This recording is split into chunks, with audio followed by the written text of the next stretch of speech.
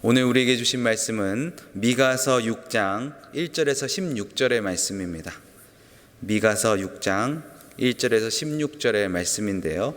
제가 가지고 있는 성경 구약 1295면에 있습니다. 1295면쯤에 있는 미가서 6장 1절에서 16절의 말씀입니다.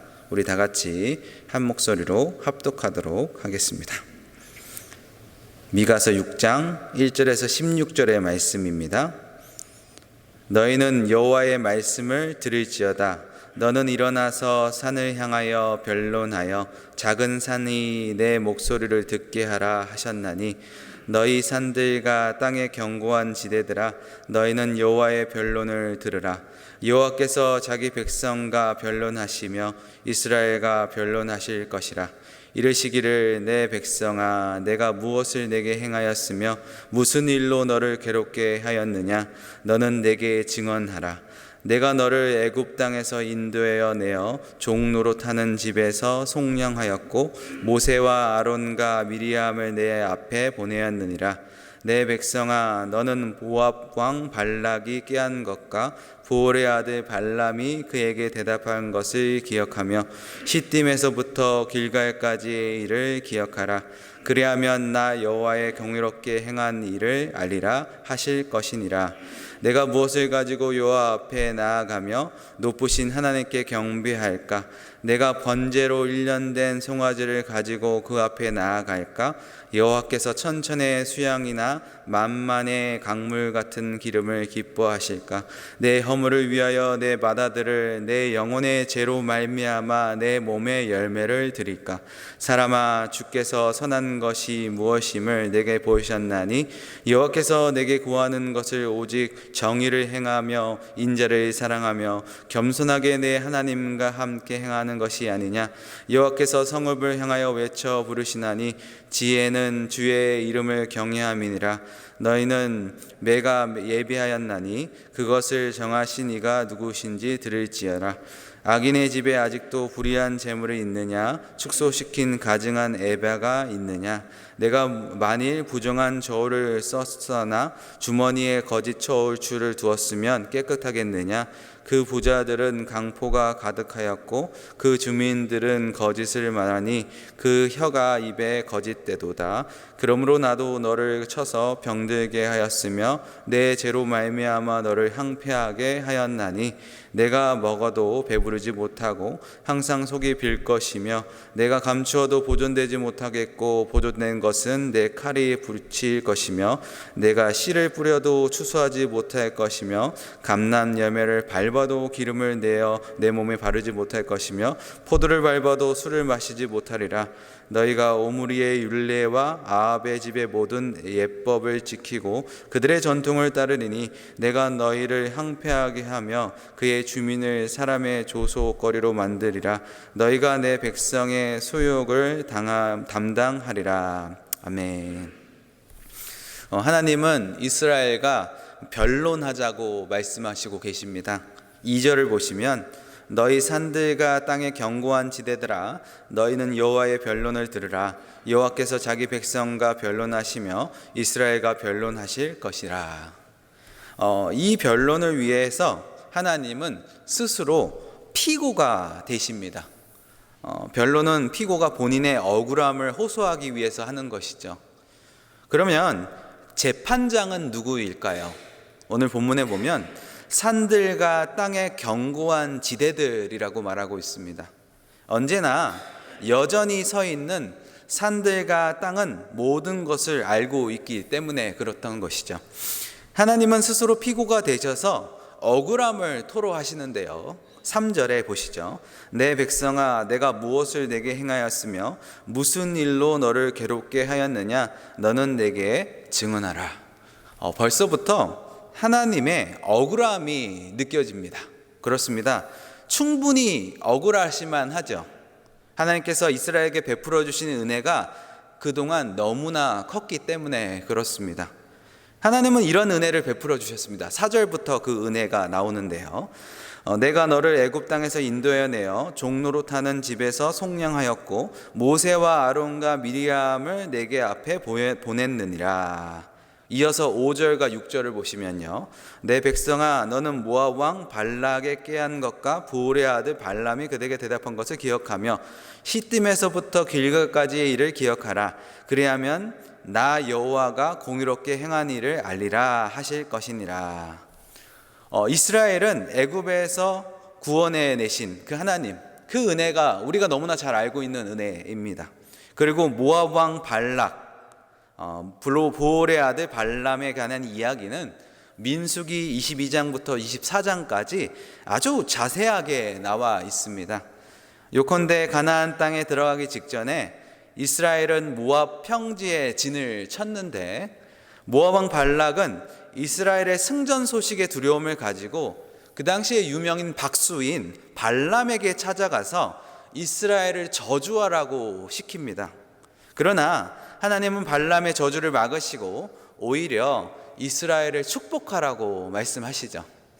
그리고 나오는 사건이 시딤에서 길갈까지의 사건인데요, 그 바로 다음에 나오는 사건입니다. 시딤은 요단강을 건너기 직전의 지명이고 길갈은 요단강을 건너자마자의 지명입니다. 여기서 놀라운 일이 일어나는데, 요단강이 범람하던 시기에 제사장들이 하나님의 언약궤를 메고 믿음으로 요단강을 밟자 위에서부터 흘러던 요단강 물이 그치고 한 곳에 쌓이게 됩니다. 이스라엘 백성들은 요단강을 건너 여리고 앞으로 바로 가게 되었다고 성경은 기록하고 있습니다. 여기서 이처럼 단 3가지 사건만 언급하지만 그 외에도 하나님께서는 무수한 은혜를 이스라엘 백성들에게 베풀어 주셨습니다. 쓴물을 단물로 바꾸시는 일, 하늘에서 만나와 메추라기를 먹이시는 일, 또 여리고성을 무너뜨리시는 일 등을 헤아릴 수 없는 은혜를 베풀어 주시죠. 우리 인생을 살펴보면 우리에게도 하나님은 수없이 은혜를 베풀어 주신다는 사실을 우리는 알 수 있습니다. 우리가 살아갈 때는 몰라도 지나고 나면 그것이 하나님의 은혜였구나라는 것을 우리는 깨닫게 되죠. 이처럼 하나님께서는 이스라엘 백성들에게 수많은 은혜를 베풀어 주셨습니다. 그런데 하나님이 그렇게 큰 은혜를 베풀어 주셨는데 무엇이 부족해서 하나님의 말씀을 거역하고 죄 가운데 빠져 사느냐는 것이죠. 결국 하나님은 스스로 피고가 되셔서 재판을 여셨다가 마지막에는 원고가 되셔서 피고인의 이스라엘 죄악을 묻고 계시는 것입니다. 그런데 이스라엘은 하나님의 이런 마음을 전혀 모른 듯 나름 착각에 빠져 있는 것 같습니다.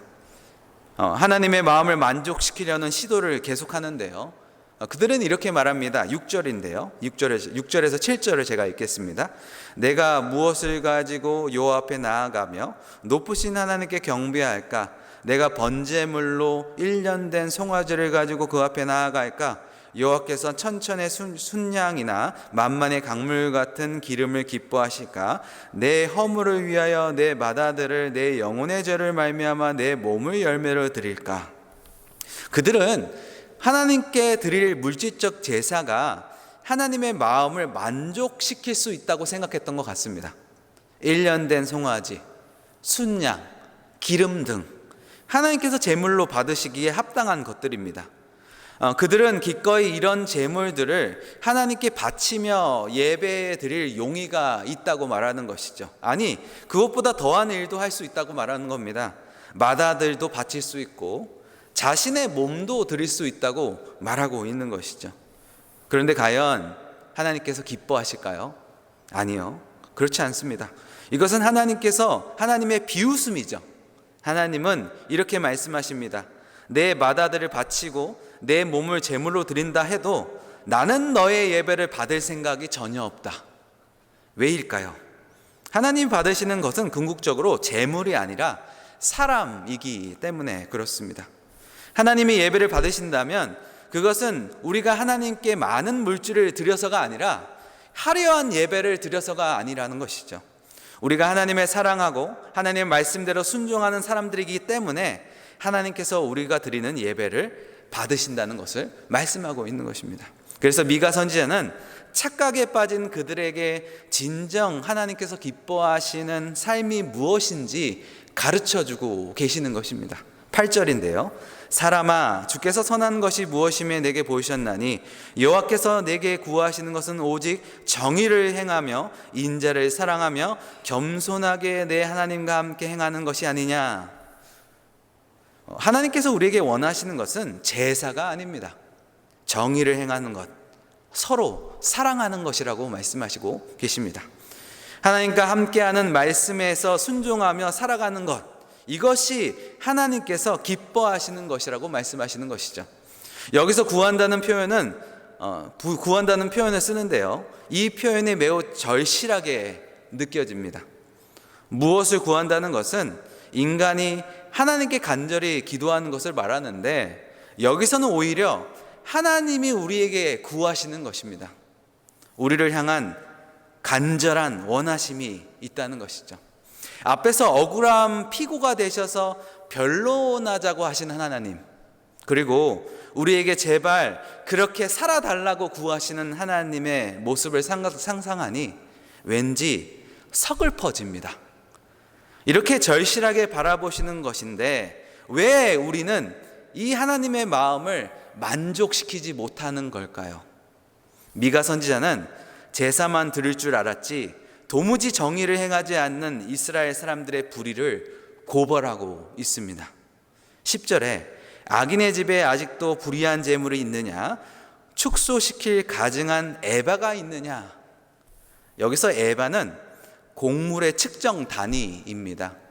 약 22리터 정도 되는데요. 그런데 사람들은 축소시킨 에바를 가지고 있다는 것이죠. 쉽게 말해서 대를 작게 만든 다음에 그것을 정확한 대라고 사람들을 속이는 것입니다. 그들의 속임은 에바뿐만 아니라 모든 영역에서 진행되고 있습니다. 그들은 부정한 저울을 사용했고 거짓 저울추를 가지고 다니며 부당한 이익을 취했다고 성경은 말합니다. 12절에 부자들은 강포하고 주민들은 이렇게 남을 속입니다. 그들의 혀는 거짓을 말하는데 너무나 익숙해져 있다고 말하고 있습니다. 사람들은 이들에게 속지만 여러분, 하나님도 이들에게 속을까요? 아니라는 것이죠. 그들이 자신들의 속임들을 채우기 위해서 이웃들을 속이고 있다는 사실을 하나님은 다 알고 계셨다는 것이죠. 그리고 그 행위들을 가증히 여기셨고 자신들의 유익을 위해서 사람들을 속이는 것을 가증히 여기시고 하나님은 그것을 미워하셨다고, 구역질 나게 여기셨다고 말씀하고 있습니다. 그들이 그렇게 불의를 돌이키지 않고 계속해서 불의를 행하는 것을 멈추지 않는다면 하나님이 하실 일이 있습니다. 오늘 본문에서는 그것을 그들에게 매를 대신다고 말씀하고 있는 것이죠. 그들도 남은 속이 있는 것에 수많은 방법들을 가지고 있지만 하나님도 그들에게 벌을 내리시는 수많은 방법들이 있는 것입니다. 13절부터는 하나님께서 내리시는 형벌에 대해서 말씀하고 있는데요, 13절에 하나님은 그들을 쳐서 병들게 하실 것이고 그들의 사업을 황폐하게 하실 것이라고 말씀하십니다. 14절에 먹어도 배부르지 못하고 물건을 감추어도 보존되지 못하고 칼을 결국 빼앗기게 될 것이라고 말씀하고 있습니다. 15절에 씨를 뿌려도 추수하지 못하고 감람 열매를 밟아도 감람류를 바르지 못하고 포도를 밟아도 술을 마시지 못할 거라고 말씀하고 있는 것이죠. 그 어떤 수고를 해도 헛수고가 되어 그 열매를 갖지 못할 거라고 말씀하고 있는 것입니다. 이것이 바로 재앙입니다. 손으로 수고한 것을 먹지 못하는 것이 재앙인 것이죠. 하나님은 이렇게 이웃에 대한 정의와 사랑을 잃어버리고 하나님과 동행하며 살지 아니하는 사람들에게 이런 불만족을 주시지만 하나님을 경외하는 자들에게 복을 주실 거라고 성경은 우리에게 말씀하고 있습니다. 시편 128편은 이렇게 말씀하고 있습니다. 여호와를 경외하며 그의 길을 걷는 자마다 복이 있도다. 내가 내 손에 수고한 대로 먹을 것이다. 내가 복되고 형통하리로다. 여호와를 경외하는 자는 복을 얻을 거라고 말씀하고 있는 것이죠. 또 시편 127편은 이렇게 말씀합니다. 여호와께서 집을 세우시지 아니하시면 세우는 자의 수고가 헛되며 여호와께서 성을 지키지 아니하시면 파수꾼의 깨어있음이 헛되도다. 너희가 일찍이 일어나고 늦게 누우며 수고의 떡을 먹음이 헛되도다. 그러므로 여호와께서 그의 사랑하는 자에게 잠을 주시는도다. 그렇습니다. 재앙은 내가 아무리 노력해도 열매를 누릴 수 없는 것입니다. 그러나 복은 그렇게 아득바득 살지 않아도 순풍의 돛을 닫듯 배가 바람을 타고 가듯 그렇게 하나님이 밀어주시는 힘으로 살아내는 것이 복이라는 것이죠. 관건은 우리가 하나님과 함께 동행하며 사랑과 정의를 행하며 살았냐는 것이죠. 그런 사람들에게는 하나님께서 복을 주십니다. 그렇다면 나는 어떤 삶을 살기를 원하십니까? 아무리 일해도 열매를 먹을 수 없는 허무한 삶을 살기를 원하십니까? 아니면 편안하게 잠을 자도 하나님께서 먹이시는 삶을 살기를 원하십니까? 오늘 말씀을 기억하시면서 사랑의 정의의 삶을 사는 우리 모든 삼성의 식구들 되셨으면 좋겠습니다. 이 복이 오늘 모인 우리 모두에게 있기를 주님의 이름으로 축원해 드립니다. 기도하겠습니다. 하나님 감사합니다. 하나님은 제사를 원하시는 것이 아니라 긍휼을 원하신다는 그 말씀을 기억하며 주님 앞에 다시 한번 나아갑니다. 우리도 그들처럼 헛된 예배를 드리며 하나님께서 나의 예배를 받으셨다고 착각하는 것이 아닌지 우리 자신을 다시 한번 생각하게 보게 됩니다. 주님께서 기뻐하시는 예배를 드리게 하옵소서. 주님께서 기뻐하시는 삶의 예배를 드리게 하옵소서. 정의와 사랑을 행하며 하나님께서 원하시는 삶을 살아갈 수 있는 우리가 될 수 있도록 하늘의 은혜와 은총을 우리에게 베풀어 주시옵소서. 그렇게 하실 주님을 찬양하며 예수님의 이름으로 기도드렸습니다. 아멘.